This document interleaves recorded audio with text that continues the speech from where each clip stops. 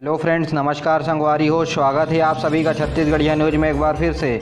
चलिए जानते हैं प्रदेश के 10 महत्वपूर्ण काम की खबर जो आपके लिए जान लेना जरूरी होता है, जिसमें आज की पहली बड़ी खबर है। छत्तीसगढ़ बिजली के मामले में भले ही सरप्लस स्टेट हो, लेकिन रायपुर के ग्रामीण क्षेत्रों में अघोषित पावर कट किया गया है। दरअसल इस समय कृषि कार्य तेजी से चल रहा है। किसानों ने बारिश न होने की वजह से अब पंप का इस्तेमाल शुरू कर दिया है, जिससे लोड फैक्टर बढ़ गया है और लोड फैक्टर को मैनेज करने के लिए प्रदेश के सभी गांवों में अघोषित बिजली कटौती शुरू कर दी गई है और इस बिजली कटौती से किसान काफ़ी परेशान दिखाई दे रहे हैं। वहीं बिजली विभाग के अधिकारियों का कहना है कि अचानक से लोड फैक्टर बढ़ने की वजह से कटौती की स्थिति सामने आ रही है, लेकिन अब इस समस्या से छुटकारा पाने के लिए चिन्हित स्थानों पर अब ट्रांसफार्मर लगाए जा रहे हैं, जिससे कम लोड फैक्टर पड़ सके और किसानों को बिजली आसानी से पहुँचाया जा सके।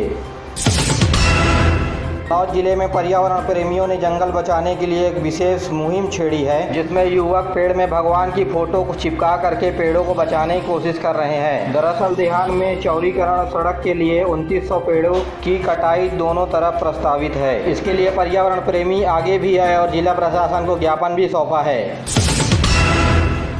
अविभाजित मध्य प्रदेश के मंत्री स्वर्गीय विसाहू दास की 43वीं पुण्यतिथि पर जांजगीर में श्रद्धांजलि कार्यक्रम आयोजित किया गया। इस कार्यक्रम में विसाहू दास के पुत्र डॉक्टर चरण दास महंत, जिले के प्रभारी मंत्री जयसिंह अग्रवाल और गौ सेवा के प्रबंधकर्ता विजय महंत इस कार्यक्रम में शामिल रहे और इस दौरान दिव्यांगों को साइकिल का वितरण किया गया और जिला अस्पताल में मरीजों को फल का वितरण भी किया गया। इस दौरान पूरे जांजगीर चांपा जिले में अलग अलग कार्यक्रम का आयोजन किया गया। डॉक्टर आलोक अग्रवाल गुरु घासीदास यूनिवर्सिटी के नए कुलपति बनेंगे। वर्तमान में डॉक्टर अग्रवाल सौराष्ट्र यूनिवर्सिटी में प्रोफेसर हैं। 52 साल के डॉक्टर आलोक को 30 साल का शिक्षण क्षेत्र में अनुभव है, जिसके बाद इन्हें केंद्रीय विश्वविद्यालय गुरु घासीदास यूनिवर्सिटी का कुलपति बनाया जाएगा। भूपेश कैबिनेट में फैसला लिया गया है कि हाउसिंग बोर्ड और आरडीए की 58 कॉलोनियों को प्रदेश के 13 नगर निगमों को हैंडओवर किया जाएगा। बीजेपी इसे गैर जिम्मेदाराना फैसला बता करके सरकार को घेर रही है और नगर निगम से जुड़े हुए कांग्रेस नेता भी इसमें खर्च होने वाले लागत को लेकर के चिंतित हैं और उम्मीद है कि सरकार इस फैसले के साथ निगमों को फंड भी जारी करेगी। सूरजपुर जिले के प्रभारी मंत्री शिव डहरिया को बनाया गया, ऐसे में वे अपने प्रभार जिले में अपने दौरे पर नहीं आए हुए हैं। पहले भी इस जिले का प्रभार उमेश पटेल को बनाया गया था, लेकिन उन्होंने भी 2.5 साल की कार्यकाल में अपने प्रभार जिले में एक बार ही दौरे पर आए। ऐसे में सियासत अब तेज हो गई है। कवर्धा में मां बेटी ने कलेक्टर दफ्तर के सामने अपने आप में पेट्रोल डाल करके आत्मदाह करने की कोशिश दोनों मां बेटी ने की है। इसी बीच सड़क से गुजर रहे एक युवक ने मां बेटी को बचाया है। सौतेले बेटे के ऊपर मार पीट कर घर से बेदखल करने का आरोप है और संबंधित थाने में भी कार्यवाही नहीं करने का आरोप लगा है। यह पूरा मामला गुलटा थाना क्षेत्र के नहली गाँव का है। दंतेवाड़ा में कांग्रेसियों ने किया बीजेपी नेता का स्वागत। कांग्रेसी नेता समझकर जुटे रहे आवा भगत में। दंतेवाड़ा पहुंचे थे पिछड़ा वर्ग आयोग के अध्यक्ष सिया राम साहू। इनको फूल माला पहना करके कांग्रेसी नेताओं ने किया जमकर स्वागत और यही नहीं, नजदीकी मंदिर में बीजेपी नेता को कराए दर्शन। जब कांग्रेसियों को बीजेपी नेता की भनक लगी तो वे धीरे धीरे खिसकते नजर आए। यह बीजेपीओ के लिए हास्यवत खबर सामने निकल के आई है। सुकमा के चिंतन लाल में 2 नक्सली गिरफ्तार होने की खबर सामने आई है। सर्चिंग में निकले जवानों ने भारी मात्रा में विस्फोटक पदार्थ भी जब्त किया है इन 2 नक्सलियों से। कोरबा बटालियन और जिला दल की संयुक्त टीम ने की है कार्रवाई। एसपी ने गिरफ्तार हुए नक्सलियों की बात को की है पुष्टि। महाराष्ट्र के रायगढ़ में भूस्खलन से अब तक 36 लोगों की मौत हुई है और रायगढ़ में अब तक 30 लोगों की फंसे होने की आशंका जताई जा रही है। गरियाबंद जिले में Swami Atmanand English medium school और मोहल्ला क्लास में कलेक्टर नीलेश महादेव ने पहुंचकर बच्चों को गणित की क्लास पढ़ाई और कलेक्टर बच्चों से सवाल जवाब करते हुए नियमित स्कूल आने की बात सभी बच्चों को कही है और फिंगेश्वर में भी आत्मानंद इंग्लिश मीडियम स्कूल का निरीक्षण किया है।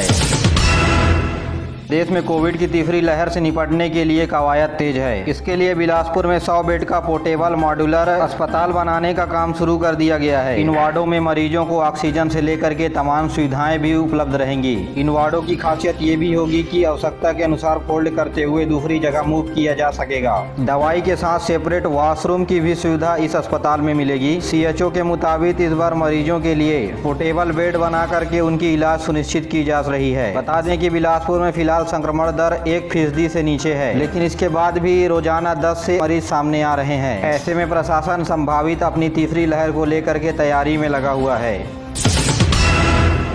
रायपुर में महिला चोरों के हौसले इतने बुलंद हो गए हैं कि सीसीटीवी फुटेज के सामने मोबाइल चोरी करके और लूट के वारदात को भी आसानी से अंजाम दे रहे हैं और वहां से फरार हो जाते हैं। अब तक चोर आम लोगों को ही अपना निशाना बना रहे थे, लेकिन अब वीवीआईपी को भी अपना शिकार बना रहे हैं। छत्तीसगढ़ के पूर्व मुख्य सचिव और अटल विकास नगर के मुख्य प्राधिकरण के सचिव आरपी मंडल के पत्नी का मोबाइल चोरी होने का मामला सामने आया है। आरपी मंडल की पत्नी परिणीति मंडल का मोबाइल सिटी सेंटर से चोरी हुआ है और घटना 19 जुलाई की बताई जा रही है, जहां 90,000 रुपए का मोबाइल चोरी हो गया। शिकायत के बाद जांच में सीसीटीवी कैमरे में पता चला कि एक युवती मोबाइल ले जाते हुए दिखाई दे रही है। पुलिस ने सीसीटीवी फुटेज के आधार पर युवती की तलाश शुरू कर दी है।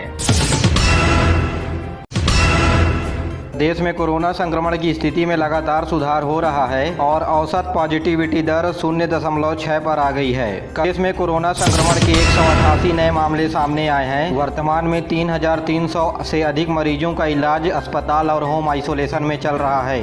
इस बीच कोरोना टीकाकरण का कार्यक्रम जोर शोर से जारी है।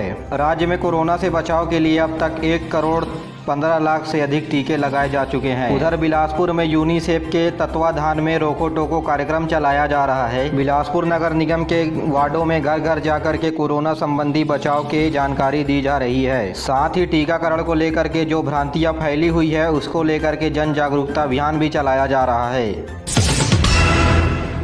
छत्तीसगढ़ के राजनांदगांव जिले और मध्य प्रदेश के बालाघाट जिले के सीमावर्ती गांव के लोग मलेरिया से पीड़ित हैं और मलेरिया से लोगों को बचाने के लिए दोनों जिला के कलेक्टरों ने संयुक्त पहल की है। इन दोनों जिलों के सीमावर्ती गांव में मास स्क्रीनिंग के तहत घर घर जाकर के मलेरिया का इलाज किया जा रहा है।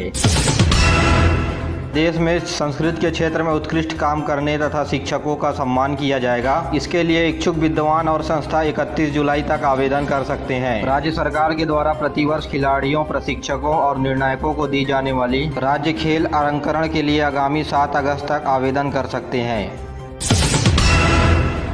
खाद्य मंत्री अमरजीत भगत की अध्यक्षता में मंत्रिमंडल की बैठक हुई। बैठक में कृषि मंत्री रविन्द्र चौबे, सहकारिता मंत्री प्रेमसाय टेकाम, परिवहन मंत्री मोहम्मद अकबर और उच्च शिक्षा मंत्री उमेश पटेल शामिल रहे। बैठक में 47,944 टन मोटा धान 1,300 रुपए प्रति क्विंटल से अधिक दामों पर बेचा जाएगा, तो वहीं 11,789 कुंटल पतला धान 1,400 रुपए प्रति क्विंटल की दर से बेची जाएगी। साथ ही धान खरीदी केंद्रों में लाट के साइज को भी कम करने का निर्णय लिया गया है, ताकि प्रदेश के छोटे राइस मिलर भी इस नीलामी में भाग ले सकें। खाद्य मंत्री अमरजीत भगत ने बताया कि 10 लाख मीट्रिक टन धान राइस मिलर को चावल निकालने के लिए दिया गया है, तो वहीं 10 लाख मीट्रिक टन धान में से 8.5 लाख मीट्रिक टन धान का नीलामी हो चुका है। साथ ही उन्होंने ये भी कहा कि अगले महीने धान खरीदी को लेकर के एक नया रणनीति बनाया जाएगा प्रदेश में, और इस रणनीति पर अंतिम फैसला कैबिनेट की मोहर के बाद लागू होगा प्रदेश में।